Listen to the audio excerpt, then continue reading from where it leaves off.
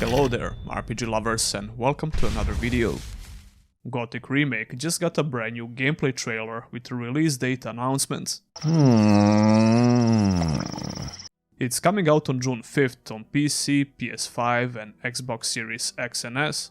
That's a little bit later than people expected, I guess, because the game was supposed to come out in early 2025 and June is not that early.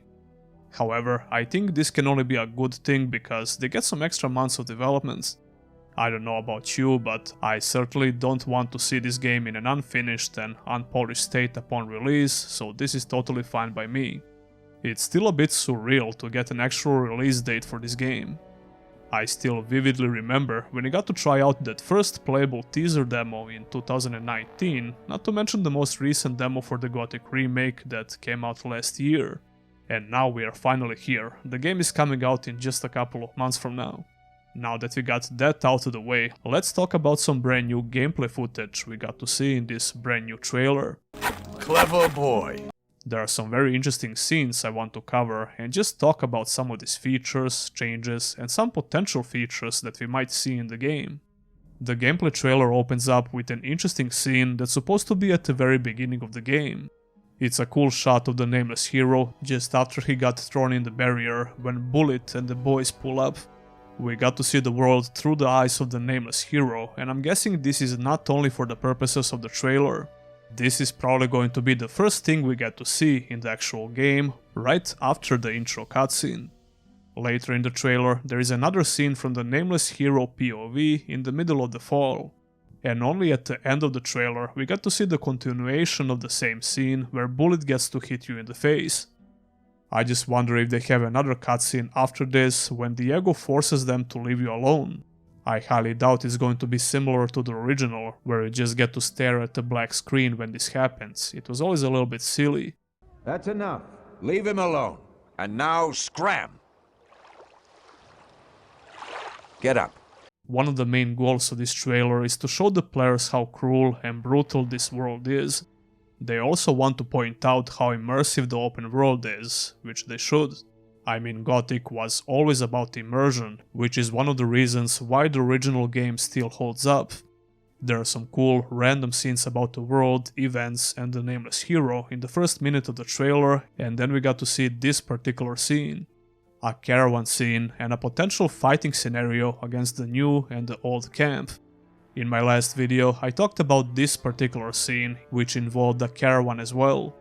The nameless hero was sneaking up on the caravan, and it looks like the player was ready to start attacking the guys from the old camp. There were no signs of the guys from the new camp like in the new trailer. But I assume you could maybe team up with the guys from the new camp and attack people from the old camp in order to get the supplies. Or maybe just try to take them for yourself, by yourself, because after all, this is Gothic and I would expect to be able to do that. Which is exactly what the scene from the previous trailer shows. Although I don't know for sure if these two scenes are the part of the same quest, event, or something similar to that. The old and the new camp would probably get into potential conflicts like this, especially for supplies. I could easily believe that the new camp would frequently try to steal the shipments of the new goods from the old camp, so it makes sense to make a new quest about this. The next scene I want to mention is when the nameless hero is fist fighting another guy from the old camp. Maybe this is just a cutscene, or it could also mean we're getting another side activity that we can do in the game. I mean, the original game already had the ability to fist fight, but you never had any reasons to use it. Maybe the remake will include some side content related to fist fights, or maybe even something like a mini arena for this activity, who knows. Like I said, one of their goals for the trailer was to show how immersive the world is, and what's more immersive than a bunch of dogs starting a fist fight in a big prison. What has to be one of my most favorite scenes is when the nameless hero is fighting a shadow beast in a snowy area. I'm just wondering where this snowy area is going to be located. Maybe on top of the Orclands or on a completely new map. Well, one thing is for sure, we'll get to fight a snowy shadow beast. There is another snowy scene later in the trailer, which shows what seems to be a brand new area. So these two areas are probably connected somehow, or at least in the same location. Clever boy. In my last video I complained about the underwhelming fights in the Sleeper Temple. I always thought those orc priests looked cool, but to be honest, fighting them was a terrible experience. You could easily get stun-locked almost permanently or one-shotted. Or it would go the other way around, if you get lucky with your combos and if your damage was very high. I can't exactly remember how it felt fighting them as a ranged or a mage character, but I'm sure someone in the comments will mention that as well. My most recent playthrough of Gothic 1 was as a two-handed Templar, and I just hated these fights. They make you save scam a lot, and even when you finally get to kill all of these priests, it doesn't feel rewarding at all. Everything you learned about combat and fighting up to that point just falls in water, and these fights feel like they were designed for a completely different game. I really can't see anyone defending how these fights worked in the original game. That only means the remake has the chance to make the game so much better by improving these mini boss fights, I guess. Maybe elite fights would be a better term to describe them, but whatever. The most important thing is that we actually got to see some brand new fighting scenes in the new gameplay trailer with the orc priests. We can see some of their unique abilities from one or maybe even two different priest fights. They look way better now, but they still took the time to make them look as faithful to the original as possible, when it comes to the visuals at least, for the spells and the character models. I just hope these fights are way better when it comes to mechanics, that's what matters the most. He has a huge AoE fire spell, and it seems like he immediately starts attacking the player in melee range after he casted the spell, which also got me thinking about elite and boss fights in general. We got to see the Minecrawler Queen for a second or two in the trailer.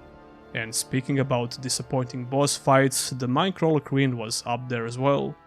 This was another very disappointing fight in the original, so I'm hoping to see some improvements. Again, it would be very easy to make this particular fight a lot better in the remake, but I hope to see a great boss fight in general. This was one of few actual bosses in the game, so I really hope they prepared something decent for us here. We didn't get to see any action gameplay related to this, and maybe that's for the best. I mean, you don't want to spoil everything in these gameplay videos.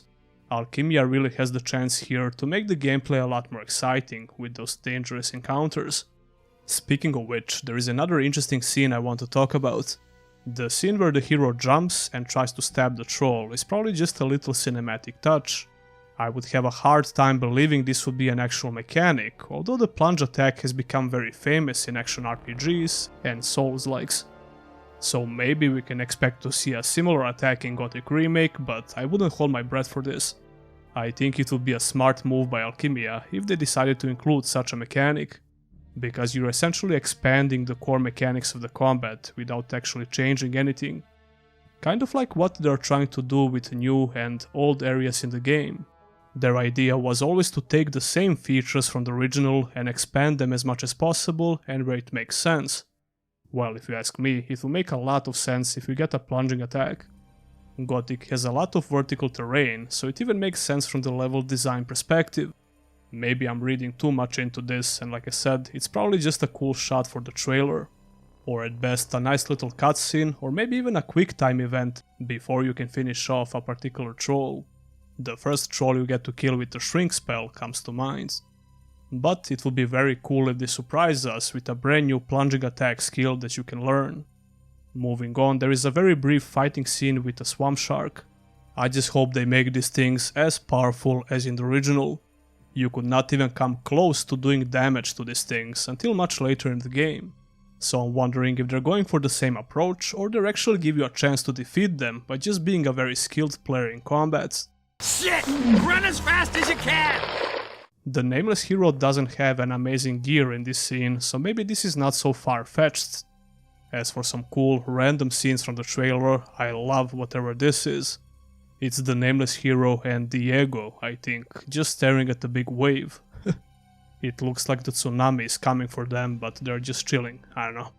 This particular scene is also very interesting to me, because it shows the barrier in its entirety, almost.